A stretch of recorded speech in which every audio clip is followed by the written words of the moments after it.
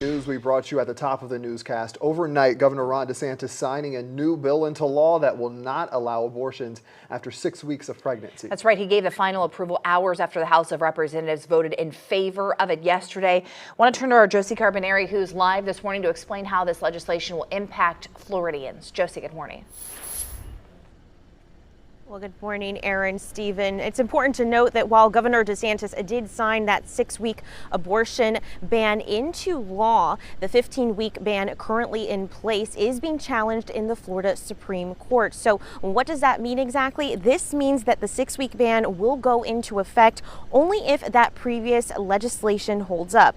In a statement, Governor DeSantis writing in part, quote, "We are proud to support life and family in the state of Florida."